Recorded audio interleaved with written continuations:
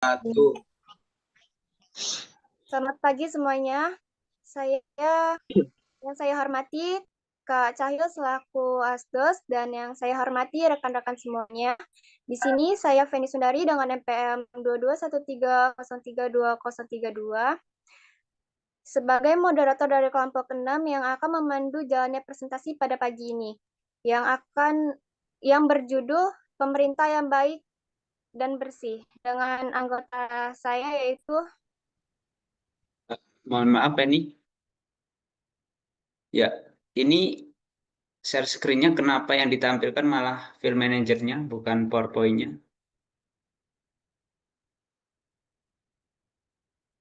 Itu Kak, aku yang bikin. Laptopnya tuh nggak bisa bikin PPT, jadi aku bikin dari Canva, jadi dari PDF gitu.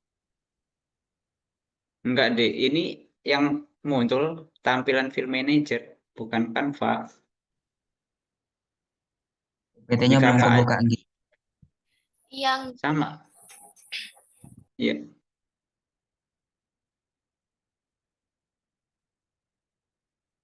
Kamu screen layar aja, jangan screen aplikasinya. Oke Kak, Coba bentar. di close dulu.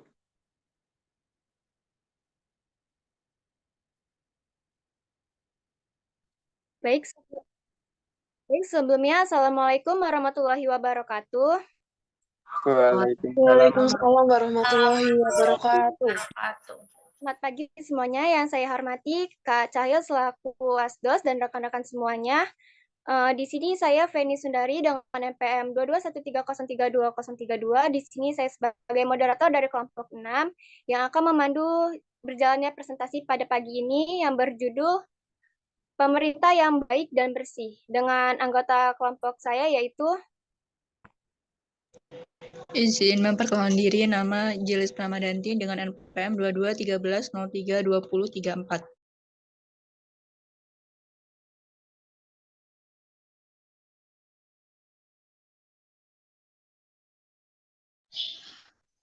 Izin memperkenalkan diri, nama saya Dwita Fitri Wulandari, NPM 2213032033.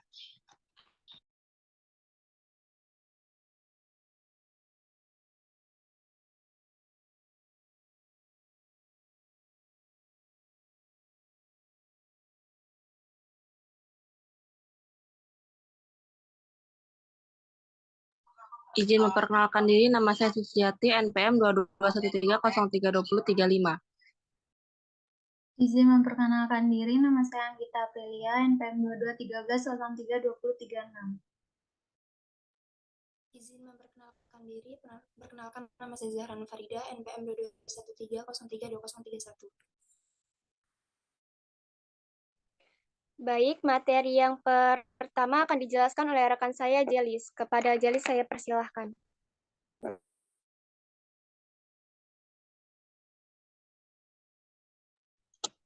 Baik, terima kasih moderator atas kesempatan yang telah diberikan. Saya akan menyampaikan mengenai pengertian pemerintah yang baik dan bersih. Secara umum, pengertian pemerintah yang baik dan bersih adalah segala hal yang terkait dengan tindakan yang bersifat mengarah, mengendalikan atau mempengaruhi urusan publik untuk mewujudkan nilai-nilai tersebut dalam kehidupan sehari-hari. Sedangkan secara khusus, pengertian pemerintah yang baik dan bersih adalah perwujudan nilai-nilai luhur dalam mengarahkan warga negara melalui wujud pemerintah yang suci dan damai. Dalam definisi lain, pengertian pemerintah yang baik dan bersih adalah pelaksanaan politik, ekonomi, dan administrasi dalam mengelola masalah bangsa. Pemerintah yang baik dan bersih dapat terwujud apabila unsur negara dan masyarakat madani atau yang di dalamnya terdapat sektor swasta saling terkait. Syarat atau ketentuan agar pemerintahan bisa berjalan dengan baik yaitu bisa bergerak secara sinergis, tidak saling berlawanan dan mendapat dukungan dari rakyat, pembangunan dilaksanakan secara efektif dan efisien dalam hal biaya dan waktu. Terima kasih. Baik, materi yang selanjutnya akan saya sampaikan yaitu prinsip-prinsip pemerintah yang baik dan bersih.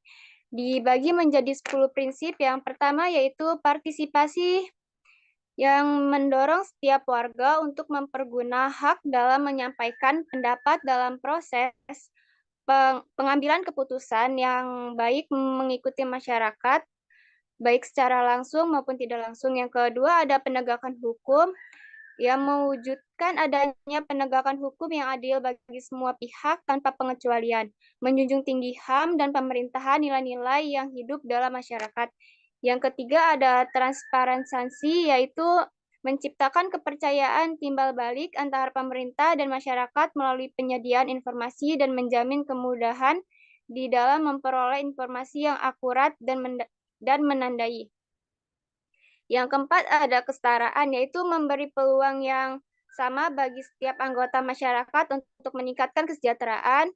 Yang kelima ada daya tangkap untuk meningkatkan kepekaan pada penyelenggaraan pemerintah terhadap akumulasi masyarakat tanpa terkecuali. Yang keenam ada wawasan ke depan, yaitu membangun daerah sesuai ulsi dan strategi yang jelas dan mengikuti setara warga dalam seluruh proses pembangunan sehingga warga merasa memiliki dan ingin bertanggung jawab terhadap kemajuan daerah.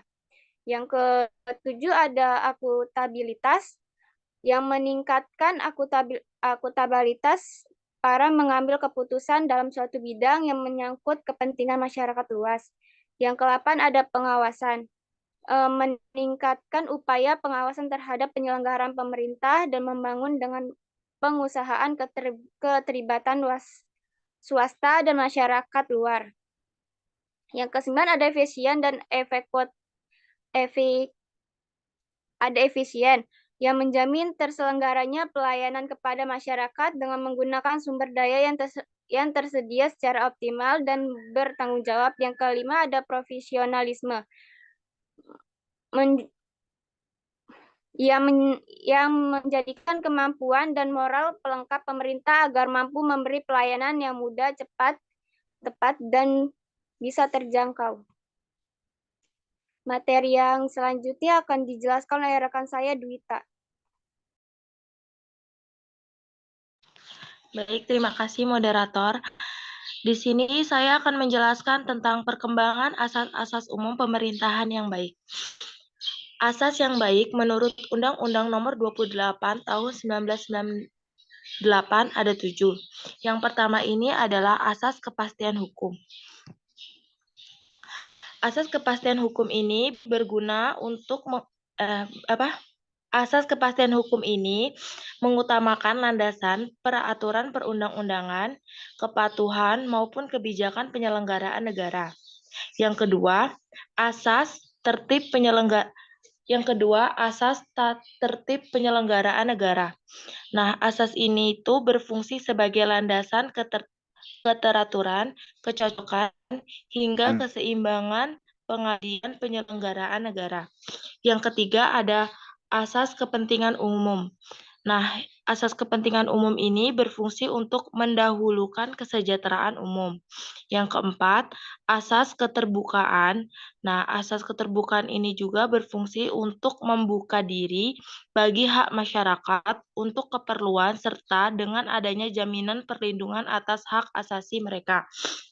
Yang kelima itu asas profesionalitas.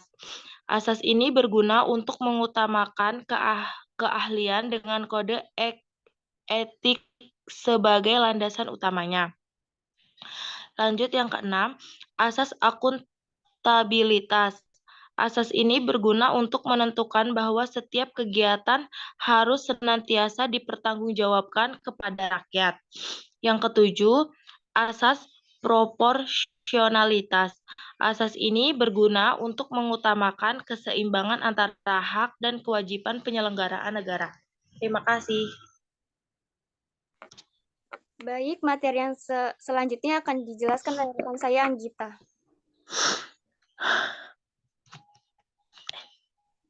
Pilar-pilar pemerintah yang baik dan bersih. Ada 3 pilar tata kelola pemerintah yang baik. Yang pertama, pemerintah berperan mengarahkan atau memfasilitasi kegiatan pembangunan untuk menciptakan kondisi politik, ekonomi, dan sosial yang stabil, membuat peraturan yang efektif dan berkeadilan, menyediakan public service and effective dan akuntabel, menegakkan hak asasi manusia, melindungi lingkungan hidup, dan mengurus standar kesehatan dan standar keselamatan publik. Yang kedua, swasta berperan sebagai pelaku utama dalam pembangunan, yaitu untuk menjalankan industri, menciptakan lapangan kerja, menyediakan insentif bagi karyawan, meningkatkan standar hidup masyarakat, memelihara lingkungan hidup, menaati peraturan, transfer ilmu pengetahuan dan teknologi kepada masyarakat, dan untuk menyediakan kredit bagi pengembangan UKM. Yang ketiga, masyarakat berperan sebagai pemeran utama, yaitu untuk menjaga agar hak-hak masyarakat terlindungi, mempengaruhi kebijakan publik sebagai sarana check and balance pemerintah, mengawasi penyalahgunaan wewenang sosial pemerintah, mengembangkan sumber daya manusia, yang terakhir sebagai sarana berkomunikasi antar anggota masyarakat. Sekian materi yang bisa saya sampaikan. Saya kembalikan ke moderator. Baik, materi yang selanjutnya akan disampaikan oleh rekan saya Susiati. Implementasi pemerintahan yang baik dan bersih di Indonesia.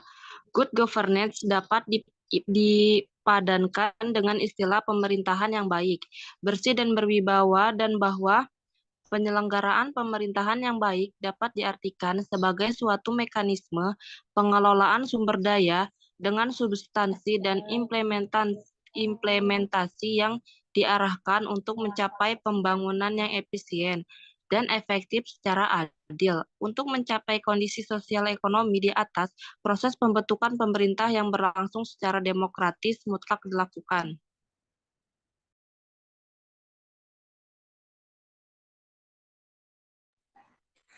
Baik, materi yang selanjutnya akan dijelaskan oleh rekan saya, Zahra. Terima kasih moderator atas kesempatannya. Di sini saya akan menjelaskan sedikit materi mengenai upaya mewujudkan pemerintahan yang baik dan bersih di Indonesia. Ada beberapa upaya yang dapat mengembangkan good governance adalah dengan meningkatkan inovasi dan kreativitas.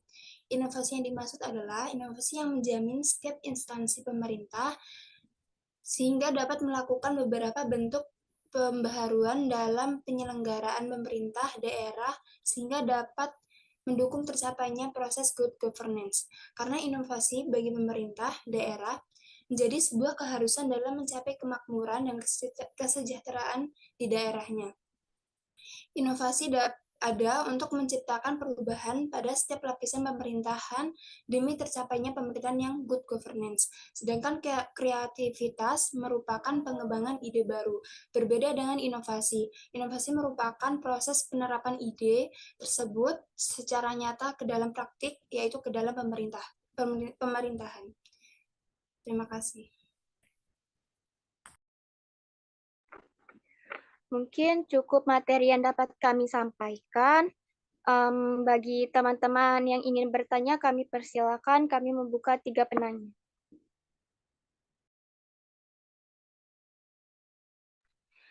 Baik, Aisyah, saya persilakan. Terima kasih kepada moderator. Izin memperkenalkan diri, saya Aisyah Suciningrum, NPM 2213032024. Izin bertanya, kelompok ini kan menjelaskan tentang tentang pemerintahan yang baik dan bersih. Nah, menurut kelompok 6 nih, gimana sih pemerintahan yang ada di Indonesia? Apakah pemerintahan di Indonesia itu sudah baik dan bersih? Terus, apabila sudah baik dan bersih, tolong berikan contohnya. Dan apabila belum baik dan bersih, tolong berikan contohnya juga. Terima kasih. Baik, terima kasih Aisyah. Nopi, saya persilahkan. Terima kasih moderator atas waktunya. Saya di sini ingin bertanya, bagaimana peran kita sebagai mahasiswa dalam mewujudkan pemerintahan yang baik? Sekian, terima kasih. Baik, terima kasih Novia. Penanya selanjutnya, Feby, saya persilakan. Oke, terima kasih kepada moderator yang telah memberikan kesempatan kepada saya. Jadi saya ingin bertanya, Mengapa sih good governance sangat penting diterapkan di era demokrasi seperti sekarang ini? Terima kasih. Baik, terima kasih kepada ketiga penanya. Beri kami waktu untuk menjawab 3 menit.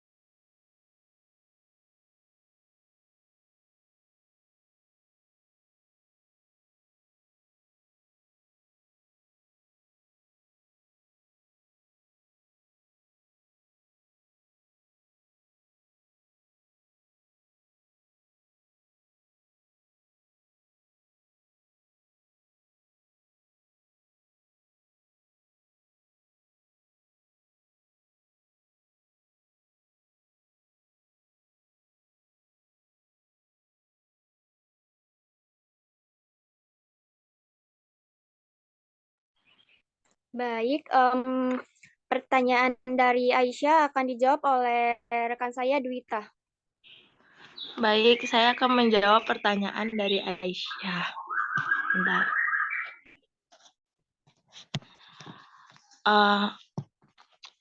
Aisyah nanya, menurut kelompokmu, apakah pemerintahan Indonesia sudah baik dan bersih? Kalau menurut saya, pemerintahan di Indonesia belum baik dan bersih. Karena pemerintahan yang baik adalah pemerintahan yang mau bertanggung jawab, yang menjalankan setiap kasus atau permasalahan dengan baik. Pemerintahan yang berjalan dengan solid serta sejalan dengan prinsip demokrasi yang efisien.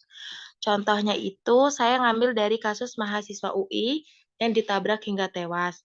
Dari kasus tersebut, mahasiswa UI tersebut dianggap tersangka karena dianggap lalai. Nah, dari kasus itu menurut saya terjadinya penyelesaiannya tidak ada penyelesaian dalam kasus tersebut. Tidak ada kejujuran juga. Lalu itu aja, sekian. Apakah Aisyah dapat menerimanya? Oke, terima kasih Dwita. Bagi rekan-rekan ada yang ingin menambahkan jawaban dari Dwita, saya silakan.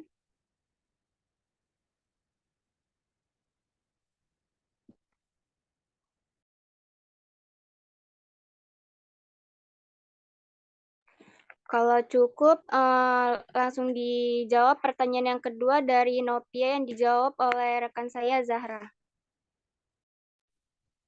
Baik, saya akan menjawab pertanyaan dari Novia, yaitu pertanyaannya, apa peran mahasiswa dalam mewujudkan pemerintahan yang baik?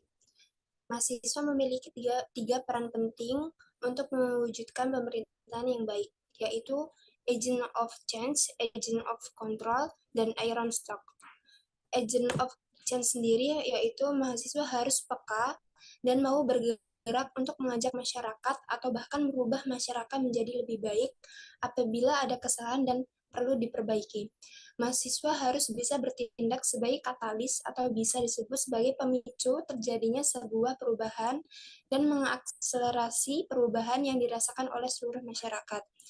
Dan yang kedua yaitu agent of control. Sebagai mahasiswa harus bisa menjadi kontrol sosial dan juga kontrol pemerintah apabila ada kebijakan yang tidak sesuai dengan lapangan dan yang menyengsarakan rakyat. Selanjutnya, iron stock. Mahasiswa sangat diharapkan bisa menjadi generasi yang berani dan kuat serta memiliki jiwa kepemimpinan yang bermoral baik untuk masa depan bangsa dan negara.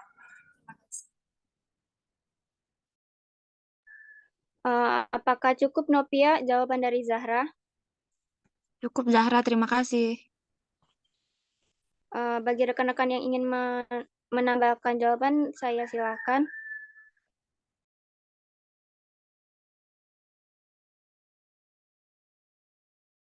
Kalau tidak ada, pertanyaan yang ketiga dari Feby akan dijawab oleh rekan saya, Susiati.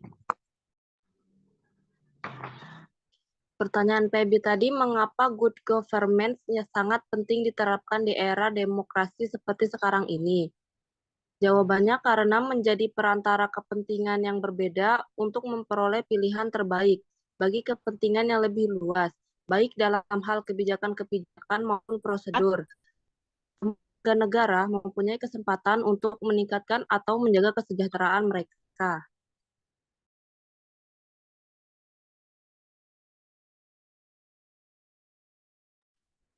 Apakah jawaban dari Susi dapat diterima, Feb? Ya, oke, makasih ya. Mungkin cukup presentasi yang dapat kami sampaikan. Kurang lebihnya kami mohon maaf. Saya akhiri. Wassalamualaikum warahmatullahi wabarakatuh. Waalaikumsalam warahmatullahi wabarakatuh.